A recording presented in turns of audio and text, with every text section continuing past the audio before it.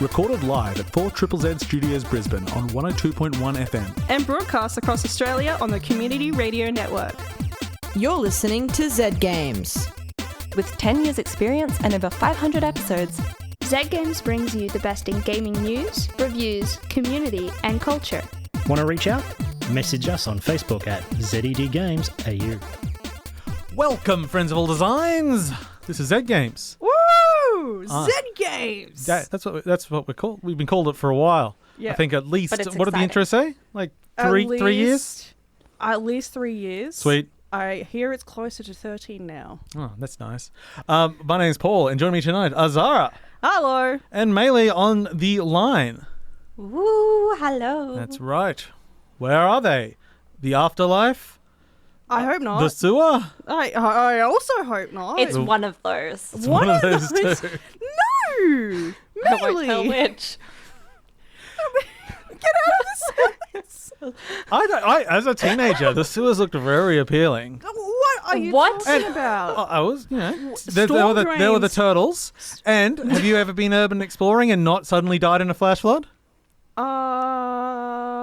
I have never. Oh, it's great fun. I highly recommend it, and the not dying in a flash flood bit. So negate the first part of my recommendation, because Don't go in sewers. Also, don't go into storm drains. but they're cool. They but are don't do very it. cool. Don't do it, but they're very cool. Go to that big flood plain underneath Tokyo. Yeah. That's made so that it can absorb a tsunami. That's so cool. It's It feels like a boss arena. Anyway, this is a show about video games.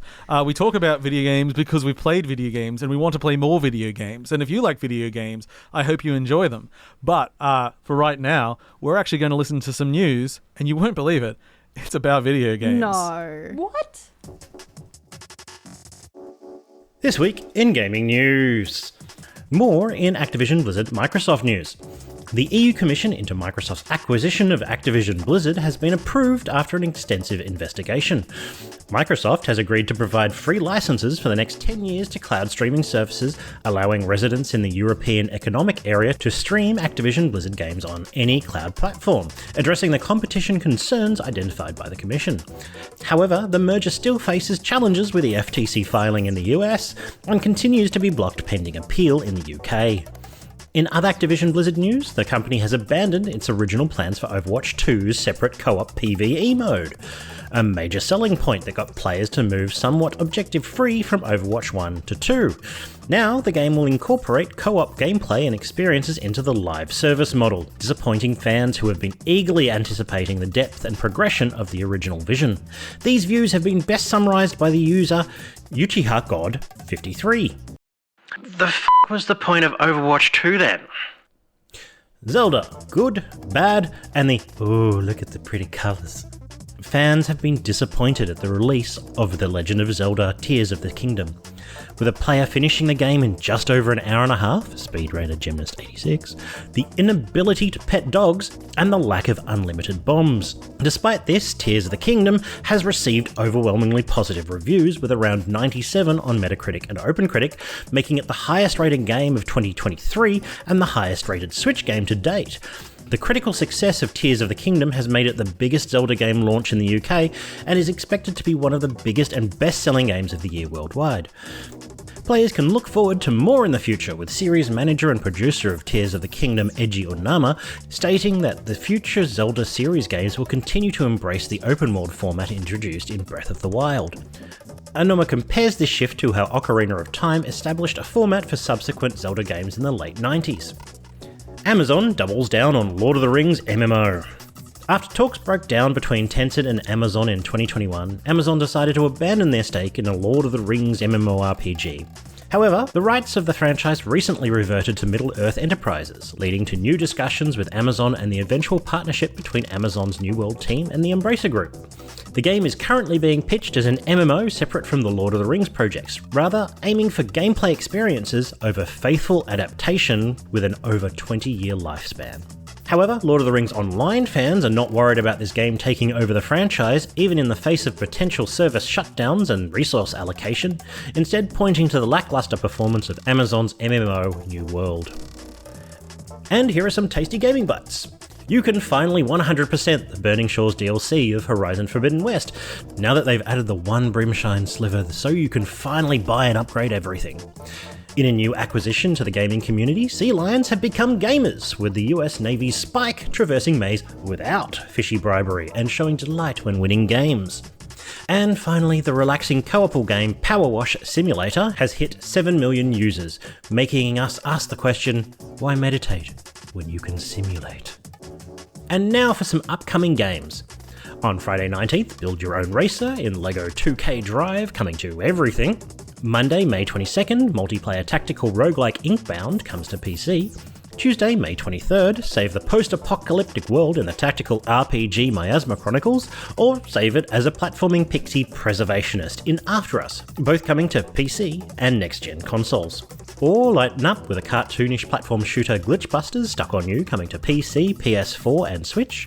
Explore the hand-painted puzzle platformer Planet of Lana coming to PC and Xbox. Hit the nostalgia nerve with Puzzle Bobble Every Bubble on the Switch. And Star Trek Resurgence is coming to PC, PlayStation and Xbox. And on Thursday, May 25th, the sequel to Do Not Feed the Monkeys, Do Not Feed the Monkeys 2099 is coming to PC and Switch, The Lord of the Rings Gollum is coming to PC, PlayStation and Xbox, and lastly, Tennis Manager 2023 is coming to PC. And that's all this week in gaming news. Thank you for that news, Toby. Very well newsed. I too, as many people, have been enjoying Teirs of the Kingdom. Which, I don't know, do we, yeah, let's expose Toby. He didn't know if it was Tears or Teirs. That message confused me so much. Yeah, because he just asked, is it, in text, is it Tears or Tears? It's like, what are you talking about? So he had to use GIFs, someone crying or something being ripped. It's like, think about it, man. It's always good to make sure perhaps the kingdom is tearing apart. Well, but the thing is, it is, and it's also in tears. Is it in tears because it's being Comes torn together apart? now. So what was that, Maylee? Is it in tears because it's being torn apart? Yes. It's been torn and is now in tears, and we are in tears because of the torn, tiered kingdom. Yes. Great. This is what you come here for. So what the F? What's the point of Overwatch 2 then? Oh, I mean, there isn't one. The point of Overwatch 2 was so they could change the monetization model without going back on everything they said they weren't going to do with Overwatch 1. Thank you Money. for summarizing that up for the listeners. Yeah. It's Blizzard is an extremely cynical company these days. I've been quite cynical about the company for a long time, but I'm also older, so my golden years were, in the mid-90s when a lot of you were, you're very little much in scamps. your old man, I yells am. at cloud phase. Whoa, it was better when they were making Lost Vikings and rock and roll racing. I mean, like, what? I don't even know what they were going to do with the PvE. Like, I really wanted to see what it could be, because you would hope it maybe would take some hints from Titan, the MMO it originally was. Yeah. Because people that like Overwatch, and I like the core gameplay, but I never. It's a lot of fun. Yeah, I don't obsess about many games, honestly, but I had fun with it and moved on. But they're going about the story, and I just look at them and say, what story? What are you talking about? There's nothing in the game. Sure, they've got things auxiliary online, but that doesn't count as the in-game story. So I was really excited to see what they possibly could make interesting in-game and make me care about these characters on more of a, that's a cool cowboy. Oh, It's like, she's good for cosplay. it's just like, it's been very fun and a little sad, because like I remember sort of in the early days of Overwatch when it first came out, a lot of the fandom were like, here's a little line that a character made, and was like, the fandom was just like, we're going to grab that line and we're going to extrapolate from there, we've built these really complex backstories for these characters. And then when Blizzard was like, well, we might do a PvE thing, we might do some fun little story thing, we might tie some stuff together, and everyone was like, ooh, well, imagine what it could be, and what it could be is a lie. Now, there is still PvE content coming in, but just not in the campaign-y form that they said. So not in a form that I care about. Yeah. But I'll give them at least, I'll be honest to that. It's not all cancelled. It's just not what was promised. All the skill progression trees and anything like that that's is all all gone. gone. Yeah, It's just... forget about it. Forget about it! Hey, I'm doing an ethnic stereotype of some descriptions. Now, you can't tell what accent that was, so I am safe.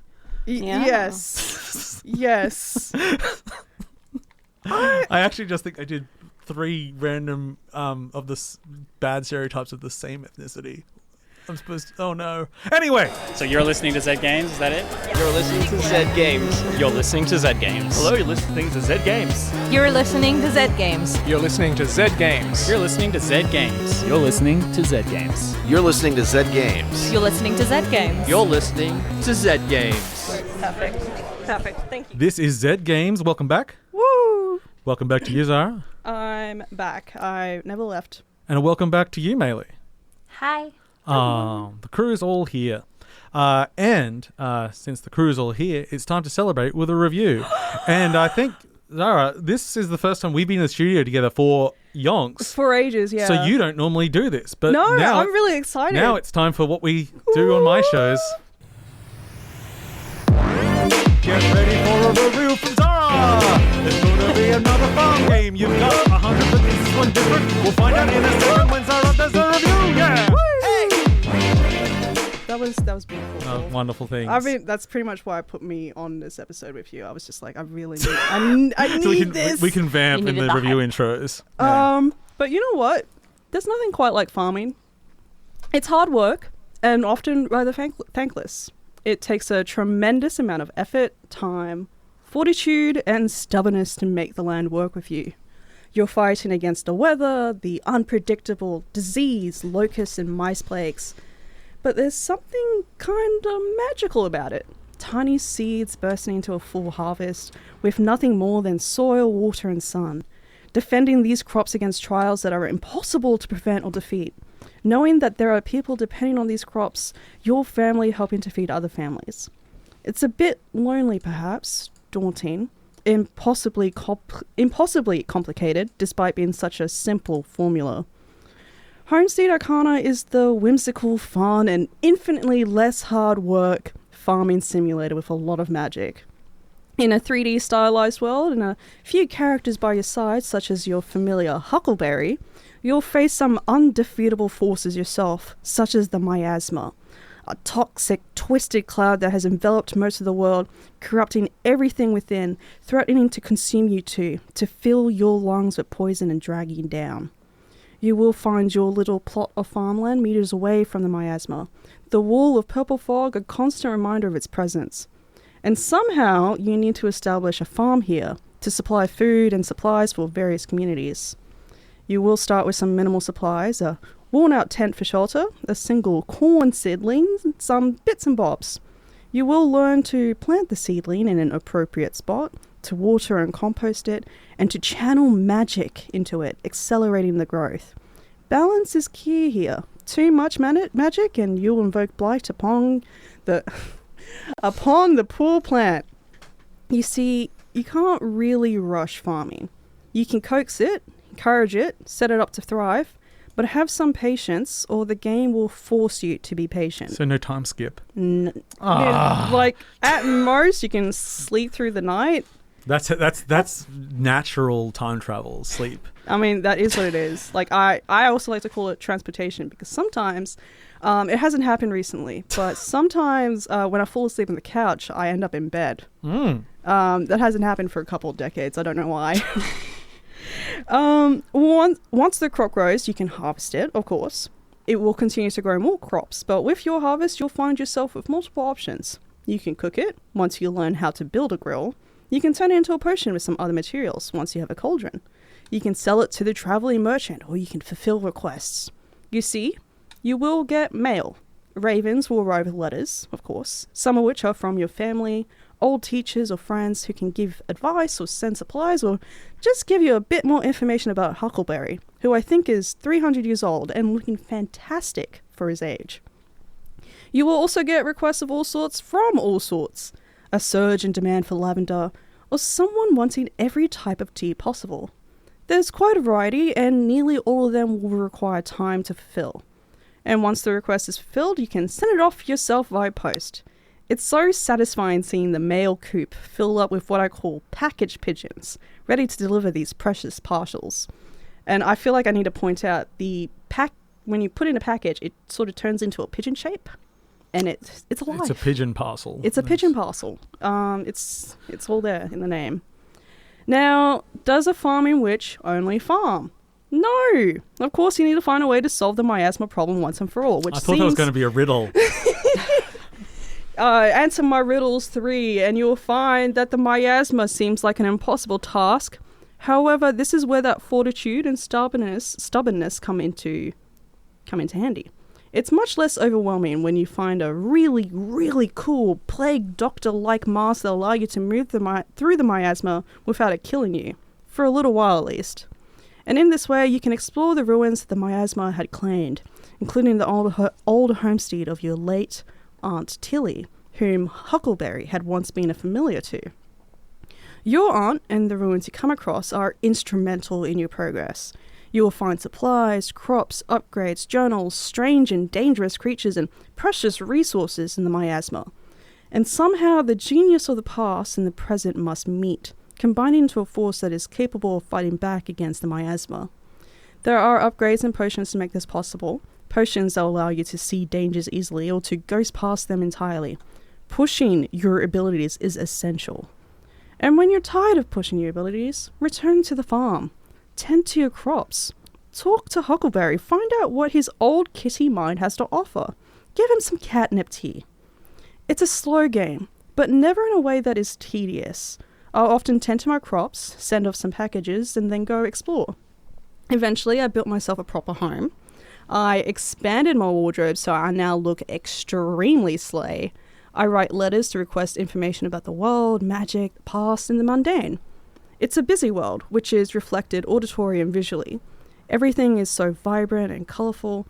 Huckleberry is cat-like enough that I want to scoop him up, but also a little odd-looking. The cloud of miasma is forbidding. The corn and tomatoes I grow look so good.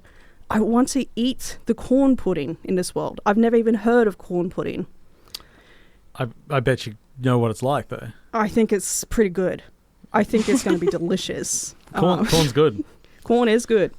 The sound of magic glows in the background, a hum that speaks to a complex melody between magic and nature and the positive or twisted effects it can have. Huckleberry has the most complete voice acting, and for good reason. He is always by your side.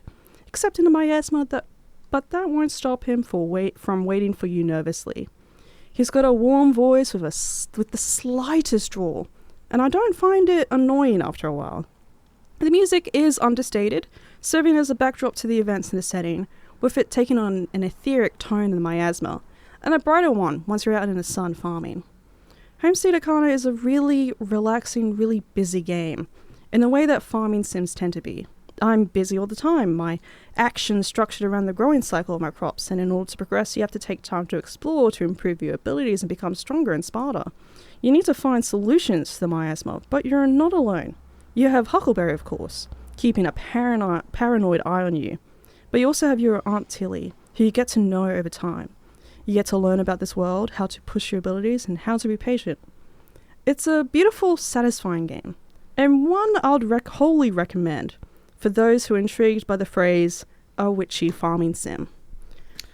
Homestead Arcana was developed by Serenity Forge and is available on PC and Xbox. I also played on Game Pass.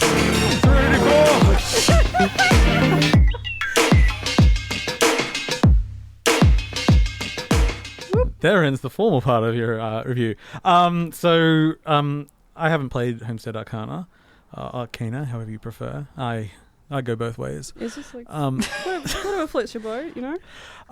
So I thought it was of interest. Unlike sort of most small, like indie level farming games, this is third person, 3D. Yeah.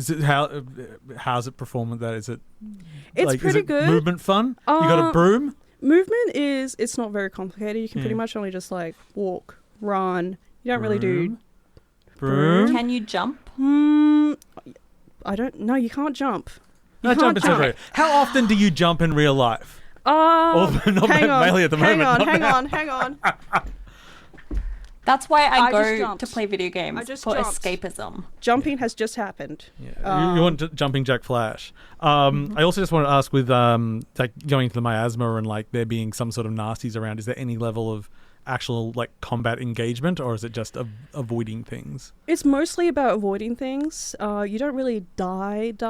You get a sort of, if you do fall in the miasma, Huckleberry will, he describes it as you getting washed out of the miasma as if you are being washed up onto shore. Oh, yeah. And he's very worried. He's very concerned about your health and safety. Well, that's old Huckleberry for us. You know, he's just looking out for you. I have to say, Huckleberry is adorable. I know. He's so cute. I mean, he's like 300 Giant years old ears. and enormous ears. And I keep trying. I mean, now he's our king. Now he's our king. But like, I love him. He's my favorite. I will feed him every day. He doesn't need to eat, but it just makes me feel better. He's there for emotional support. I like emotional support, Huckleberry. Thank you for that. One last time, that is Homestead Arcana. Homestead Arcana? Homestead Arcana. You Paul. Are you okay, Paul? I'm all right. Continuing the trend of... Here comes a review. This one's a little bit different. I'm gonna try and sing instead of doing something else today. But this song isn't about the game. It's just a song I'm singing for myself. Oh no, the music ended and I'm still continuing. Shut up, Paul. No, just do a review. Okay, cool. So we are going to talk about another Fisherman's Tale. This is from Inner Space VR. They, perhaps unsurprisingly, previously made a VR game called A Fisherman's Tale. No. A Fisherman's Tale would be among my peak VR games to give people an experience of. It was a small story, probably would take most people an hour and a half to play through. It was a very simple concept. You were a fisherman in a lighthouse and you were trapped there by a storm, but in that lighthouse was a model of the lighthouse. And you would take the roof off that model and you would look in and you would see a little fisherman inside there who's taken the roof of his lighthouse, and then you would look up and see a gigantic fisherman has taken the roof off your lighthouse. Terrifying. So it played with recursion and this sort of fractal idea. Yeah. Later sort of expanded by the game Marquette, which came out last year by Annapurna, well, published by Annapurna, but I don't think they did anywhere near as good, partly because they expanded it too far. It's an idea with lots of fun, but a limited amount of fun. How many things can you really do with it? You got to contain it. Yeah, so it was a really contained experience and I really liked it. So as PSVR 2 came out, which I purchased because I was sad, there wasn't really a lot of new games coming. And then they announced another Fisherman's Tale, which got me really, really excited because it is one of my top tier games to play. So I got code for it, and I was very excited to jump in. And my question was, how will they extend the concept? So the answer is they didn't. So in Fisherman's Tale, you're not actually the fisherman. You are, but you're not. You're a puppet of the fisherman, Right. a marionette. Right. So what they did with the sequel was they said, okay, if you're playing this marionette, and the wrapping around these chapters is actually the fisherman's daughter packing up his stuff in the cellar because he's a model maker. Mm-hmm. So she's picking up a model and then going through the stories that her father used to tell her. Oh. But you play the marionette. So not only are you reliving Bob's adventures that he told his daughter, but you have the powers of a puppet, which in this case means you start the game washed up on a shore and you're just a head because you've been smashed to pieces. Right, yeah. But you can control each part of your body independently. Oh. So you can launch your left hand, launch your right hand. You can then crawl them around the environment. You can pull off your head and throw it somewhere so you can get a different perspective, and your legs and torso move independently. So quite often you'll be solving a puzzle by throwing your head somewhere and walking around and still moving your arms around, but you're seeing it from a third-person perspective, and like grabbing things, or like, well, what if I shoot my hand through here and it can scuttle along a pipe and then grab a key and then I'll pull it back. So it's way more ambitious, and the levels are much bigger because of this. There's traversal. One of the other neat tricks is your hands are replaceable. So very early on, you meet a crab. Big option in our group. Yeah, and you get to... And you take his claw. He gives it to you willingly because nice. he wants a wooden hand. So you get his claw, and you just replace your hand with it, and now you can snip things. And there's a few other variations in that. So this all sounds pretty good, and there's a lot of variety in these interactions. Part of the problem of it being more ambitious, however, is that it is a less focused adventure, and it feels a little bit more... it's more restricted in that because the limitations of the level, you can't actually explore outside of areas. You're having to move around more. And so you can do teleport or natural locomotion, which is fine. But yeah, it's not really an action game or anything. So and there's lots of items in the world that you can't interact with because they're not plot pertinent. Whereas in the first game, pretty much everything in that lighthouse was there because it was part of the puzzle. Yeah. So it's bigger. It's more. It'll take you longer to finish. It'll take probably most people, let's say 4 to 5 hours maybe. So yeah, so I think it's 5 or 6 main chapters, and each one will probably take about an hour or so. So it's good. It's just not a solid foundation. Like, I wouldn't give this to someone new to VR. Also, it does sound very disorientating. As far as controls go, your head off somewhere else, you're controlling your body somewhere else, and then you're crawling around 2 hands doing separate things. You actually kind of need a bit of dexterity, and like, it's easy to forget what the hell you're doing. Did you ever experience any moments of like you feeling like you need to get down to the ground and crawl around as if you are trying to mimic your body parts in game? Not because the hands are so separate. They're attached by strings. Oh, okay. So they're sort of flopping around you anyway. And there's, without giving up, because the interactions are being fun things, so I'm not spoiling them all. You get to do other things with your limbs, that you control other devices and things. But it's also even just like, simple thing. You need to go up an elevator. The crank is at the bottom. You just throw your hand on the crank. You walk onto the elevator, and then you're just in midair moving your arm like you're at the crank, but the hand's actually 4 feet away over there. So really unique, really cool. Disorienting? I feel like that would mess with my mind. I mean, like, it sounds really good and entertaining. I didn't find it so. I am particularly... Like, I've literally done days where I have, like, a headset strapped to my face and I can see myself in a third person through like a security monitor or something. So I kind of like playing with those ideas. Yeah. I think it's actually pretty solid. I don't think anyone's going to get disorientated about it. The other thing that was a bit of a slight for me is that it's very long cutscene heavy. Which is not my way of telling a story in games. I don't really like cutscenes generally. I would rather someone tell me a story through gameplay and when I'm doing something. So there's quite a bit of like, well, now I just got to sit here and listen to some people talk for a few minutes. And it's probably really only a couple of minutes, but I'm an impatient man. And when you're like experiencing that all like as if you're there, I'm putting it on quotation marks with the VR headset, I feel like you might be more grounded in the moment and you feel the time a bit more. I also, even though it is an emotional story, like it's going through the relationship of these characters, but it is being told to you through puppets with, my name is Bob and this is my accent. Like, it's not going to draw you in as an emotional story, really. Yeah. It's not. It's hard to, have pirates yelling at each other and go like, I understand the underlying metaphor and it's touching my heart. It's like, yeah, I get it. Okay. I get where you're going. Can I jump in the ocean again now and swim around? Okay, cool. Could you? Are you saying you don't have empathy for pirates? For puppet pirates? No. I have real pirates. Yes. I have empathy for pirates. Do you mean the pirates that get a movie or pirates that pillage? I dropped a word. The ones that pillage. The cool ones. Well, let me tell you what I think about pirates. What I think about...